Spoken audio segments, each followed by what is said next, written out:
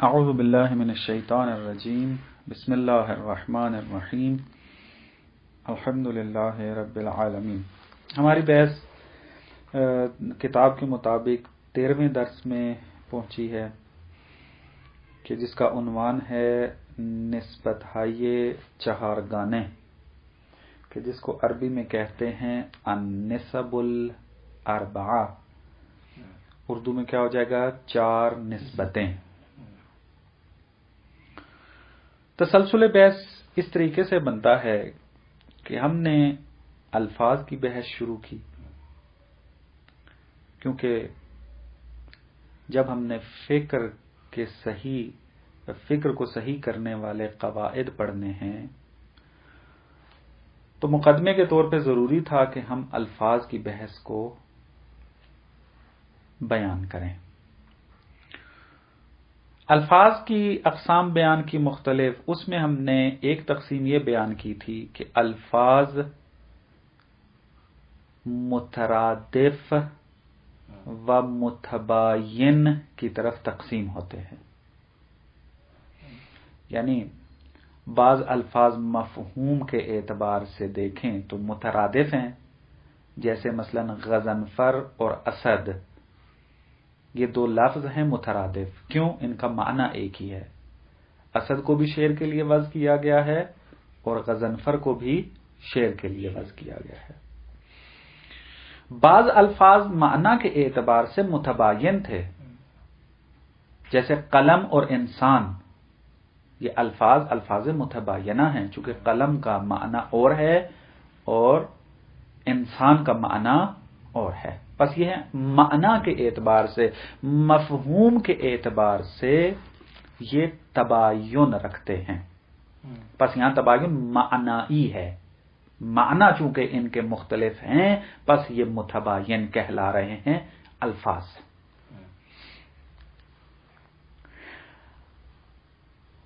یہ چار نسبتوں والی بحث مربوط ہے الفاظ متباین کے ساتھ، یعنی ہم دو کلی کے درمیان نسبت کو سمجھنا چاہتے ہیں۔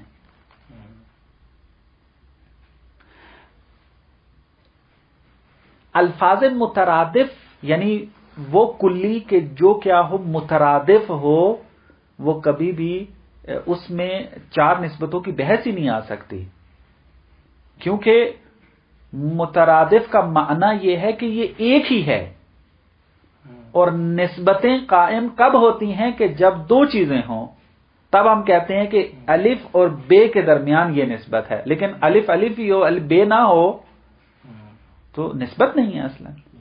بس ترادف میں ایک ہی چیز ہے، یعنی اسد اور غضنفر میں ایک ہی معنی ہے۔ جب ایک ہی معنی ہے تو یہاں نسبت کا کوئی معنی ہی نہیں بنتا۔ لیکن قلم اور انسان کے درمیان تباین ہے، تغایر ہے، لہذا ہم کہہ سکتے ہیں، بحث کر سکتے ہیں اس بات میں کہ قلم اور انسان، اس کے دو معنی جو کہ کلی ہیں، ان کے درمیان کیا نسبت قائم ہے۔ بس ہماری بحث کیا ہے؟ الفاظ مترادف میں ہے، الفاظ متباین میں ہے، اور یہاں الفاظ کو ہم معنی کے اعتبار سے دیکھ رہے ہیں۔ چونکہ معنی کے اعتبار سے دیکھ رہے ہیں، پس یہ کہا جاتا ہے کہ دو کلی کے درمیان چار نسبتوں میں سے کوئی ایک نسبت ہوتی ہے، کیونکہ وہ کلی معنی ہے کس کا؟ لفظ کا۔ درست ہے نا؟ مثلا مفہوم انسان کلی ہے اور لفظ انسان کیا ہے؟ اس پر صدق کر رہا ہے۔ پس دو مفہوم کلی کے درمیان چار نسبتوں میں سے ایک نسبت حتماً پائی جائے گی،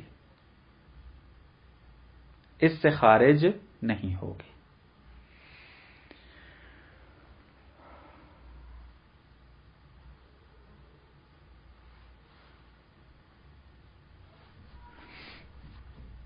کیا ہیں وہ نسبتیں؟ فرماتے ہیں کہ بعض دو کلی ہمارے پاس مفہوم کلی ہوتے ہیں ان کے درمیان نسبت تساوی کی پائی جاتی ہے، یعنی ہمارے پاس دو الگ الگ کلی ہیں لیکن ان کے مصداق ایک ہی ہیں۔ مثلا ایک ہمارے پاس معنی کلی، مفہوم کلی انسان ہے، اور دوسرا معنی کلی یا مفہوم کلی ناطق ہے۔ ہمارے پاس دو مفہوم کلی ہیں اور یہ مصداق ایک ہی رکھتے ہیں، یعنی جو مصداق انسان کے ہیں وہی مصداق ناطق کے بھی ہیں۔ اصلا جدائی ممکن نہیں ہے ان کے اندر، مصداق کے اندر، یعنی آپ یہ نہیں کہہ سکتے کہ بعض انسان تو ہیں لیکن ناطق نہیں ہیں، اور بعض ناطق تو ہیں لیکن انسان نہیں ہے، یہ جدائی ممکن نہیں ہے۔ پس دو مفہوم کلی میں بعض اوقات مصادیق کے اعتبار سے تساوی کی نسبت پائی جاتی ہے، یعنی دو مفہوم کلی کے ایک ہی مصداق ہوتے ہیں۔ آپ اور میں انسان کے بھی مصداق ہیں اور ناطق کے بھی مصداق ہیں۔ جتنی بھی روئے زمین پر انسان موجود ہیں وہ انسان کے بھی مصداق ہیں اور ناطق کے بھی مصداق ہیں۔ پس دو کلی کے درمیان بعض اوقات تساوی پایا جاتا ہے۔ بعض اوقات دو کلی مفہوم کے درمیان تباین پایا جاتا ہے۔ یہ کہاں پر ہے کہ جہاں پر دو مفہوم کلی ہوں اور مصداقی اعتبار سے اشتراک نہ رکھتے ہوں، یعنی الگ الگ اپنے اپنے مصداق ہیں ان کے، اور آپس میں کبھی جمع بھی نہیں ہو سکتے۔ مثلا ہمارے پاس ایک معنی ہے طاق اور ایک معنی ہے جفت۔ عدد کو تقسیم کرتے ہیں نا ہم، عدد یا جفت ہوتا ہے یا طاق۔ اب ہمارے پاس دو مفہوم کلی ہیں، ایک مفہوم کلی ہے جفت اور دوسرا ہے طاق، دو مفہوم کلی، لیکن ان کے مصداق بھی جدا ہیں اور کبھی بھی آپس میں اکٹھے نہیں ہو سکتے، یعنی جو مصداق زوج کے ہیں وہ طاق نہیں ہو سکتے یا طاق اس پر صدق نہیں کر سکتا، اور جو مصداق طاق کے ہیں زوج اس پر کبھی صدق نہیں کر سکتا۔ ان کی دو متوازی خط کے اوپر یہ چل رہے ہیں، جیسے ریل کی دو پٹریاں ہوتی ہیں، ریل کی پٹری کی دو جو سرے ہوتے ہیں اس کو کیا کہتے ہیں؟ متوازی خط ہوتے ہیں یہ، اور یہ کبھی بھی آپس میں نہیں ملتے۔ آپ متباین اسی طریقے سے ہوتے ہیں، ان کا آپس میں کبھی بھی ملاپ نہیں ہو سکتا۔ پس زوج اور فرد دو مفہوم کلی اور مصداقی اعتبار سے ان کے درمیان جو نسبت ہے وہ تباین کی ہے۔ اسی طریقے سے مثال لے سکتے ہیں آپ انسان اور پتھر کی۔ انسان اور پتھر دو مفہوم کلی ہیں لیکن مصداقی اعتبار سے کیا ہیں؟ ان کے درمیان جو ہے وہ تباین پایا جاتا ہے، یعنی جو مصداق انسان کے ہیں وہ پتھر کے نہیں ہیں، اور جو پتھر کے مصداق ہیں وہ انسان کے نہیں ہیں، دونوں جدا جدا ہیں، اور یہ کبھی کسی بھی نقطے میں مشترک نہیں ہیں اور کہیں بھی جا کر یہ مل نہیں سکتے۔ اس کو کہتے ہیں تباین۔ بعض اوقات دو مفہوم کلی کے درمیان نسبت عام خاص مطلق کی ہوتی ہے۔ یعنی کیا مراد؟ یعنی ہمارے پاس دو مفہوم کلی ہیں، ان میں سے ایک کلی عام ہے مصداق کے اعتبار سے اور دوسری کلی مصداق کے اعتبار سے خاص ہے، یعنی ایک کلی مفہوم کے مصادیق کا دائرہ وسیع ہے اور دوسری کلی کے مصادیق کا دائرہ تنگ ہے، کم ہے اس کی نسبت، لیکن خاص کے مصداق اور عام کے بعض مصداق یہ اکٹھے ملتے ہیں. کیسے؟ مثلا ہمارے پاس ایک مفہوم کلی حیوان ہے اور ایک کلی مفہوم انسان ہے. کون عام ہے، انسان یا حیوان؟ حیوان عام ہے. چونکہ انسان کے مصداق کو بھی شامل ہے یہ، اور انسان سے ہٹ کر غیر انسان افراد جو جاندار ہیں ان کو بھی شامل ہے. بس اس کا دائرہ وسیع ہے. لیکن انسان، مفہوم انسان جو ہے، اس کے مصادیق کا دائرہ حیوان کی نسبت کم ہے. یہ فقط انسان کے مصادیق کو ہی شامل ہوگا، غیر انسان کو شامل نہیں ہوگا. لیکن کلی جو کہ عام ہے وہ اپنے بعض مصداق میں کیا ہے؟ مشترک ہے خاص کلی کے ساتھ. یعنی حیوان کے بعض مصداق انسان ہیں اور مفہوم انسان کے مصداق کیا ہیں؟ انسان ہیں.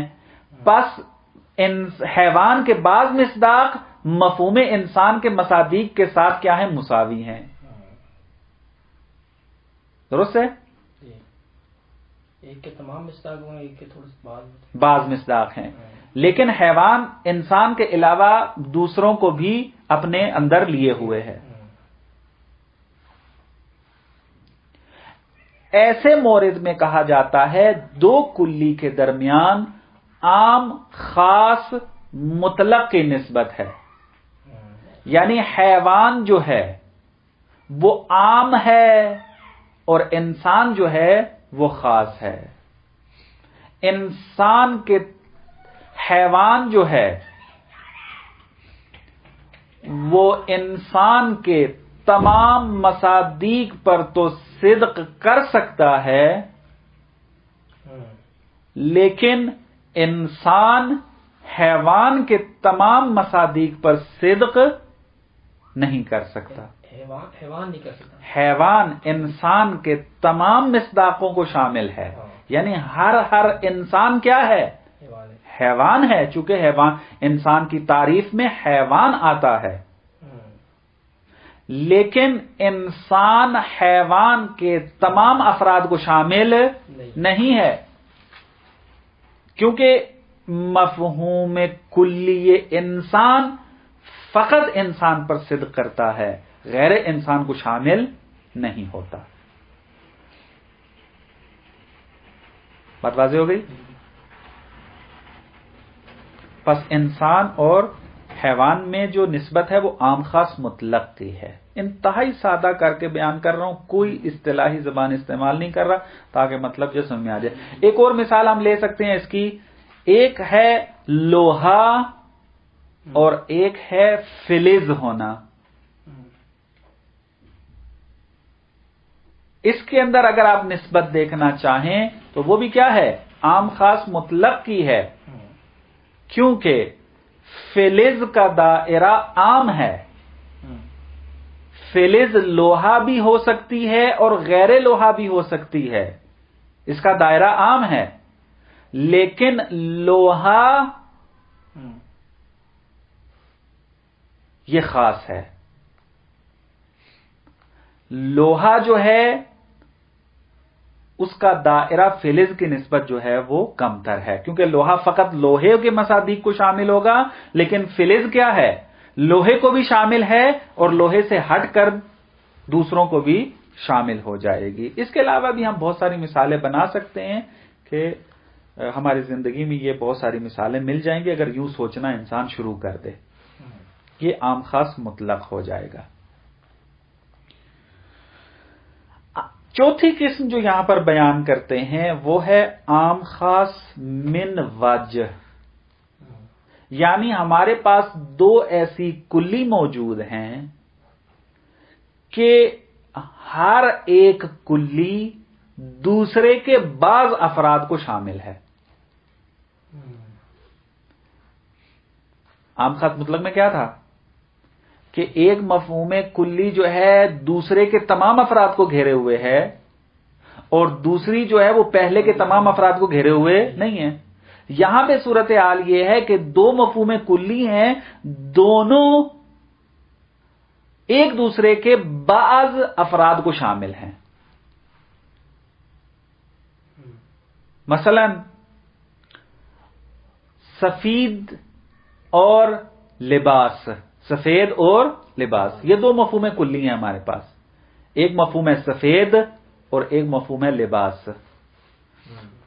اب اگر آپ یہ کہہ سکتے ہیں کہ جو بھی سفید ہے وہ لباس ہے، نہیں کہہ سکتے. آیا آپ یہ کہہ سکتے ہیں کہ جو بھی لباس ہے وہ سفید ہے؟ نہیں کہہ سکتے. اس کا مطلب ہے کہ ان کے درمیان تساوی نہیں ہے، تباین بھی نہیں ہے ان کے درمیان. یعنی آپ یہ نہیں کہہ سکتے جو سفید ہے وہ لباس نہیں ہے، وہ لباس نہیں ہو سکتا، اور یہ بھی نہیں کہہ سکتے کہ جو لباس ہے وہ سفید نہیں ہو سکتا، بلکہ ہو سکتا ہے، ممکن ہے. بات واضح؟ آپ دیکھ رہے ہیں پس کیا ہوتا ہے، بعض اوقات سفید لباس ہوتا ہے اور بعض اوقات لباس سفید ہوتا ہے. یعنی بعض کا رابطہ ہے. یعنی بعض سفید ایسے ہیں جو لباس ہیں اور بعض لباس ایسے ہیں جو سفید ہیں. بس یہاں بعض کا رابطہ ہے. جہاں پر بھی اس قسم کا رابطہ ہو دو مفہوم کلی کے درمیان، وہاں کہا جاتا ہے کہ ان کے درمیان عام خاص من وجہ کی نسبت ہے. عام خاص من وجہ یعنی ایک جہت سے عام ہے، ایک جہت سے خاص ہے. سفید ایک جہت سے عام ہے، کیوں؟ کیونکہ لباس کو بھی شامل ہے، غیر لباس کو بھی شامل ہے. لیکن ایک جہت سے کیا ہے، خاص ہے، کیونکہ یہ لباس کے مصداق کو کیا ہے، شامل ہو جائے گا. اور اسی طریقے سے لباس کیا ہے، ایک جہت سے عام ہے اور ایک جہت سے خاص ہے. کیونکہ لباس سفید بھی ہو سکتا ہے، غیر سفید بھی ہو سکتا ہے. بس اس جہت سے کیا ہے، عام ہے. اور خاص کس مورد میں ہو جائے گا کہ جہاں پر وہ سفید ہو جائے، سفید کے ساتھ مل جائے. بس جب دو کلیوں کا رابطہ اس قسم کا ہو کہ بعض کا رابطہ ہو تو وہاں کہتے ہیں عام خاص من وجہ کی نسبت پائی جاتی ہے. بات واضح؟ یہ چار نسبتیں تھیں کہ جو انہوں نے یہاں پر بیان کی ہیں. اور یہ نسبتیں جو ہیں بہت زیادہ منطق میں بھی اور فلسفے میں بھی استعمال ہوتی ہیں، استدلال کے اندر بھی، مفاہیم و تصورات کے اندر بھی، کہ انسان کو اسے یاد رکھنا چاہیے اور ملاک یاد رکھے تاکہ بھولے نہیں اور تحقیق کر سکے. اس کا طریقہ کار یہی ہے کہ انسان جب بھی دو مفہوم کو دیکھے اس میں نسبتیں قائم کرنے کی کوشش کرے. مثلا انسان جب بیٹھا ہوا ہے تو سوچے بیٹھ کے، مثلا دیوار اور لیپ ٹاپ کے درمیان کیا نسبت ہے. ٹھیک ہے، مثلا اسی طریقے سے آپ بیٹھے ہیں، مثلا آپ دیکھتے ہیں کہ کیا ہے گھوڑے اور مثلا کیا ہے اس کے اندر سفید کے اندر، سفیدی کے اندر جو ہے وہ کیا نسبت پائی جاتی ہے. یوں کر کے مختلف مثالیں سوچنے لگ جائے تو انسان کو وہ ملکہ ہو جاتا ہے اور انسان اس چیز کو سیکھ جاتا ہے اور حفظ ہو جاتی ہیں یہ چیزیں. اس کے بعد جو بحث شروع کرتے ہیں کہ جو تھوڑی سی استدلالی اور پیچیدہ ہے، وہ یہ ہے کہ یہ تو ہم نے پڑھ لیا کہ دو اگر کلی ہمارے پاس ہوں، مفہوم کلی، ان کے درمیان چار نسبتوں میں سے کوئی ایک نسبت پائی جائے گی. آپ جو بھی کلی اٹھا کر لے آئیں، دو ہوں تو ان میں کوئی نہ کوئی، ان چاروں میں سے کوئی ایک ہوگی، نسبت یہی ہوگی. اب یہاں پہ کہتے ہیں کہ اگر ان دو کلیوں کی نقیض بنا دی جائے، یعنی انسان کے ساتھ لا کا اضافہ کر دیا جائے، یا مثلا انسان کے پہلے غیر کا اضافہ کر دیا جائے تو یہ کیا بن جائے گی؟ نقیض، انسان کی نقیض. یعنی ایک ہے ہمارے پاس انسان، یہ اصل ہے، اور اس کی نقیض کیا ہے؟ غیر انسان، یعنی جو انسان نہیں ہے، غیر انسان یا لا انسان، یہ اس کی نقیض ہو جائے گی. ناطق اصل ہے، اس کی نقیض کیا ہو جائے گی؟ لا یا غیر، کوئی بھی ایک آپ اس میں اضافہ کر دیں، یہ اس کی نقیض بن جائے گی. یعنی آپ نے اگر کسی چیز کی نقیض بنانی ہو تو اس کے ساتھ لا یعنی نہ اور غیر کا اضافہ کر دیں تو نقیض اس کی بن جائے گی. جیسے مثلا ہونے کی نقیض کیا ہے؟ نہ ہونا. اب نہ کا یعنی لا ہے، یعنی لا کا معنی نہ، یہ نقیض ہو جائے گی. بحث یہاں پر یہ ہے کہ دو کلیوں کی ہم اگر نقیض بنا دیں تو ان دو کلیوں کی نقیضوں کے درمیان بھی 4 نسبتوں میں سے ایک ہی نسبت ہوگی. مثلا ہم نے تساوی کی مثال کیا لی تھی کہ ہمارے پاس ایک کلی جو ہے وہ انسان ہے اور دوسری کلی ہمارے پاس کیا ہے؟ ناطق ہے. جب ہم مصداق کے اعتبار سے نگاہ کرتے ہیں تو ان کے درمیان تساوی پائی جاتی ہے. یعنی جو مصداق انسان کے ہیں وہی کیا ہے؟ ناطق کے مصداق ہیں، پس تساوی ہے ان کے درمیان. اب ہمارا دعویٰ یہ ہے کہ اگر انسان کو لا انسان بنا دیا جائے اور ناطق کو لا ناطق بنا دیا جائے تو یہ دونوں بن جائیں گی نقیضیں. تو لا انسان اور لا ناطق کے درمیان بھی تساوی ہی کی نسبت ہوگی. جس طرح کے انسان اور ناطق کے درمیان تساوی تھا، اسی طریقے سے لا انسان اور لا ناطق کے درمیان بھی تساوی کی نسبت پائی جائے گی. اسی طرح عام خاص مطلق کی نسبت، عام خاص مطلق کی جو نسبت ہے اس کی مثال ہم نے کیا لی تھی؟ انسان اور حیوان. اب انسان کو لا انسان کر دیں اور حیوان کو لا حیوان کر دیں تو ان دو نقیضوں کے درمیان بھی عام خاص مطلق کی نسبت ہوگی، لیکن یہاں ایک فرق آ جائے گا. کیا؟ حیوان اپنی اصل میں عام تھا انسان کی نسبت، لیکن نقیض میں لا حیوان خاص ہے، یعنی اس کا دائرہ تنگ ہے. لا حیوان خاص ہو جائے گا، اس کے مصداق کا دائرہ تنگ ہو جائے گا. اور لا وہاں پر انسان جو ہے وہ خاص تھا اور یہاں پر لا انسان کیا ہو جائے گا؟ عام ہو جائے گا. یہ تھوڑا فرق آ جائے گا. نسبت وہی عام خاص مطلق کی ہے، لیکن فرق یہ آ جائے گا کہ جو عام تھا وہ خاص ہو جائے گا، جو خاص تھا وہ عام ہو جائے گا. کہ جب اس کی مثالیں ہم دیں گے تو وہاں یہ مطلب کھل کے سامنے آ جائے گا کہ مطلب اسی طریقے سے ہے جیسا کہ بیان کیا گیا ہے. اور عام خاص من وجہ میں بھی ہم نے یہی کہا تھا کہ دو کلیوں کے درمیان جو ہے وہ بعض کا رابطہ پایا جاتا ہے، اور جب ہم اس کی نقیض بنا دیں گے، مثلا سفید اور لباس، یہ عام خاص من وجہ کی نسبت رکھتے تھے. جب ہم لا سفید اور لا لباس بنا دیں گے تو اس وقت بھی ان کے درمیان جو ہے وہ رابطہ کیا ہوگا؟ عام خاص من وجہ کا ہوگا. کہ اس کی تفصیل جو ہے، چونکہ یہ تھوڑا تفصیلی ہے، اس کے اندر ہمیں دلیل کی ضرورت ہے. مطلب وہاں تو دلیل کی ضرورت نہیں تھی، اصل میں انسان اور ناطق مساوی ہیں، انسان درک کرتا ہے، اس کو بغیر برہان کے قبول کر لیتا ہے. انسان اور حیوان کے درمیان عام خاص مطلق کی نسبت ہے، انسان درک کر رہا ہے، اس کو بالوجدان دیکھ رہا ہے کہ واقعی صورتحال یہ ہے، پس دلیل کی نہیں مانگتا انسان. لیکن جب نقیضوں میں یہ دعویٰ ہو جائے دعویٰ کر دیا جائے تو پھر اس وقت انسان یہ کیسے ہو سکتا ہے؟ ثابت کر کے دو کہ لا انسان اور لا ناطق بھی مساوی ہیں. کیا دلیل ہے؟ آپ ثابت کرنا پڑے گا.